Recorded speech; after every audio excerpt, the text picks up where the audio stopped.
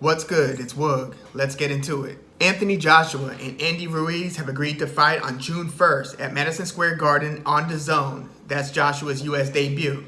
Andy Ruiz is the emergency replacement for Jarrell Big Baby Miller, who tested positive for PEDs. I didn't like Miller being chosen as Joshua's opponent in the first place. He is undefeated, but hasn't fought good competition. Whereas Andy Ruiz has one loss, but that loss was a very close decision versus Joseph Parker a few years ago. Neither of these opponents are ideal for most fight fans who've been desperately wanting to see Joshua take on WBC champ Deontay Wilder, or at least linear champ Tyson Fury. So there's that trio, that trifecta of top heavyweights. Then there's the next tier of heavyweights, which includes Dillian Whyte, Luis Ortiz, Joseph Parker, Adam Kownacki, Alexander Povetkin, and maybe a couple of others. Who you won't hear mentioned in this tier just yet is Jarrell Miller, but you might hear Andy Ruiz from those in the know. Richard Dwyer, who has a phenomenal YouTube channel and a couple websites, has been mentioning him for years. I've seen him fight a few times, and while he is a quality heavyweight, I've got to say I don't see how the hell he's supposed to deal with Anthony Joshua. This should be a blowout. Ruiz is 6'2", Joshua is 6'6". And it would be one thing if Ruiz was a croucher like a prime Mike Tyson, keeping a low center of gravity and could explode out of those lower stances, surprising the opponent with his fast, quick twitch muscle fibers and fast hands. And Ruiz does have quick hands, but it needs to be said, he's a pretty fat dude for being such a high-level boxer. And it's more of that butterbean fat, remember him, than say like a Bermain Stavern type of fat, where with Stavern you could tell that there's a ton of strength and muscle behind all that weight. Andy Ruiz looks like a non-athlete. He is a skilled, talented boxer, and again, he does have fast hands. And if we want to compare him with another really good, fatter Mexican heavyweight, let's take Chris Arreola. Now, Arreola has scored a bunch of knockouts throughout his career and has competed against some of the absolute best. Vitaly Klitschko, Deontay Wilder. But I would say that Andy Ruiz is a more skilled, pure boxer than Arreola. He has very fast hands. Again, his timing is good, his punches are accurate, he's got good, solid power. Not extraordinary, one punch, turn off your lights power,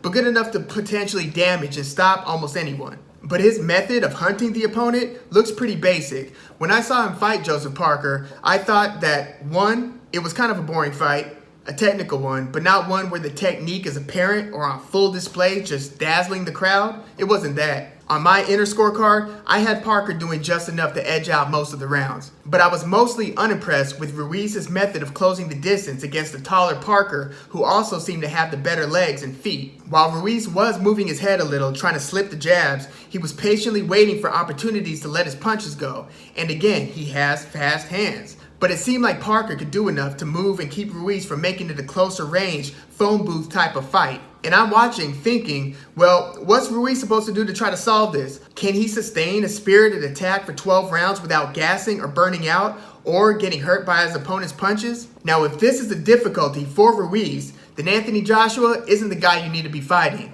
Anthony Joshua just handled somebody who was coming forward with a lot more bob and weave, and Alexander Povetkin, who also probably has more punching power than Andy Ruiz. Anthony Joshua, while having trouble against Povetkin in the early rounds, got bloodied up a little bit, was getting hit a lot more than he wanted to, and again, Povetkin's got dangerous power. Anthony Joshua solved the puzzle. So again, Anthony Joshua probably isn't the person Andy Ruiz needs to be fighting if he has trouble closing the distance effectively. Joshua has that crushing, devastating one-punch knockout power. He'll have at least a 4-inch height advantage over Ruiz, and he moves pretty well around the ring. Some criticize his feet, movement, and footwork. I've seen him fight several times now, and the feet don't seem like a liability to me. And I don't think Ruiz is noticeably more quick-footed and mobile than Joshua's past opponents like Dillian Whyte, Joseph Parker, Alexander Povetkin, as I just mentioned, or the legendary Vladimir Klitschko in his final fight. All four of those fighters, by the way, have very different styles, meaning that Joshua, in very short time, has the huge experience advantage, especially in mega fights.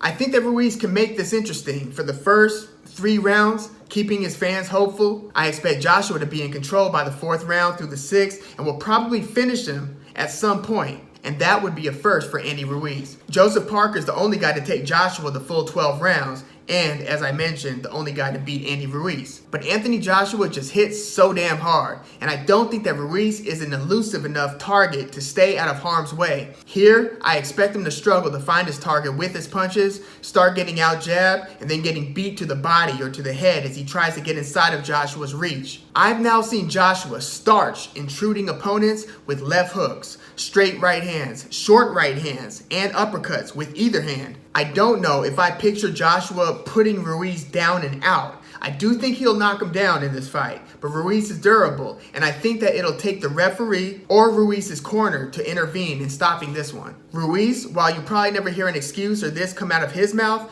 does have some cover in a loss because he did take this fight on short notice. He did look pretty good a few weeks ago in a stoppage win. So this is a huge opportunity, giving Ruiz his largest exposure. He has a built-in excuse if things don't go well. Not to say, again, that Ruiz wants an excuse or will even use one. But I think that Joshua makes a splash here in his US debut. And it will be against a good opponent, just perhaps not an elite one, nor the one that the public really wanted to see. But let me know your thoughts on this fight and on the heavyweight division. How do you think an eventual round robin would play out between Joshua, Wilder, and Fury? Who is the king of the hill? And are there any of the next tier of contenders that's a threat to the top three? Kaunaki, Ortiz, who's already given Wilder all he can handle, Alexander Usyk, who's about to make his heavyweight debut versus Carlos Takam, and Usyk unified the cruiserweight title, winning all 4 of the belts, becoming the undisputed champ. How will he fare at heavyweight? He did, by the way, just hurt his bicep, which postpones the fight versus Takam, but